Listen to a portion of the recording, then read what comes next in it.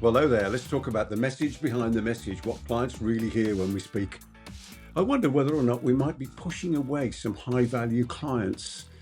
We spend so much time crafting what we say that sometimes we might not consider what our clients are actually hearing. And here's what I found out being in this helping industry for over 30 years.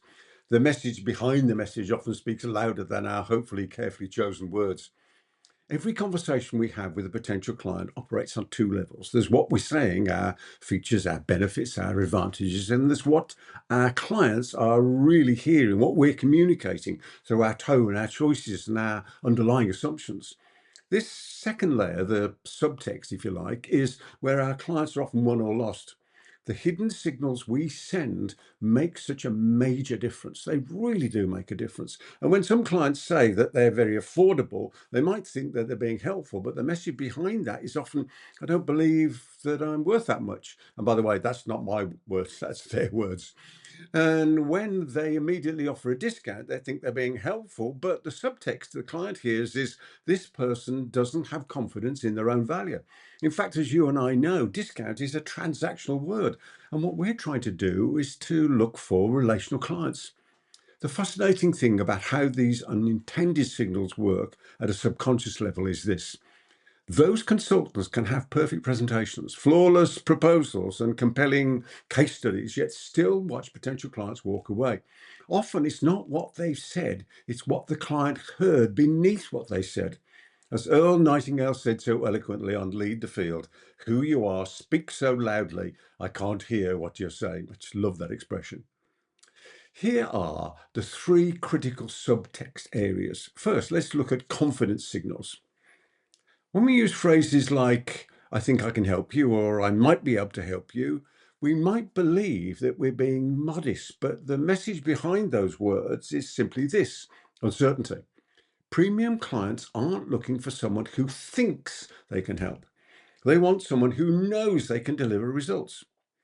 Second, there's scarcity versus abundance mindset. When we're immediately available for any meeting, anytime, we can think we're being responsive, but the subtext may communicate a degree of desperation rather than demand. High value experts, I think, manage their availability in ways that signal that they're worth dealing with. Third, we have positioning signals. Every time we compare ourselves to competitors or explain why we're different, we might think we're being thorough. The underlying message, we're really a commodity fighting in the market for attention. True experts rarely need to explain why they're different. Their positioning does that work for them. What clients actually hear, I've noticed that clients who are premium clients hear this.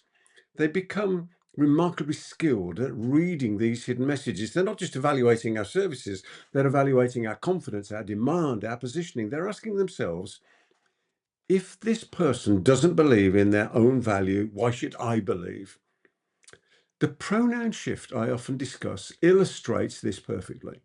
When we say, I'll give you three options, the subtext suggests we're in sales mode.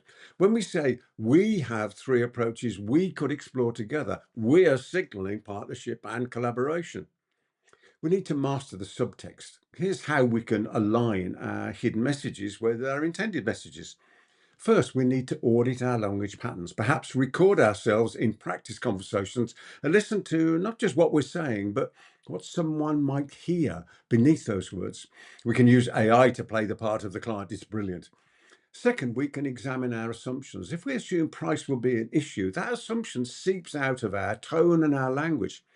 If we assume the client is fortunate to have found us and we're equally fortunate to be dealing with a client of the caliber we love to work with, and we know that we can help, then our confidence comes through as well. Third, we can practice that confidence, not arrogance. That sends its own unhelpful subtext, but genuine belief in the value we deliver. When we practice this and know how to say what we want to say, it makes all the difference. When we truly know we can solve their problem, that certainty becomes part of every word we say and the way that we say them.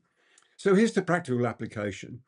In your next client conversation, be aware of the subtext as much as the context and the content of what you're saying. Notice if you hedge or if you apologize for your expertise or you signal scarcity thinking. These moments are opportunities to realign your hidden message with your intended message. You and I know clients make decisions based on what they hear, not just on what we say. When we master the message behind the message, we create conversations where our confidence, positioning, and value become unmistakable. Not because we've explained them, but because we've lived them. If you've enjoyed this video, then there's plenty more of my videos around here. And if you'd like to be notified when I post a new one, which I do very often, then just hit that subscriber button.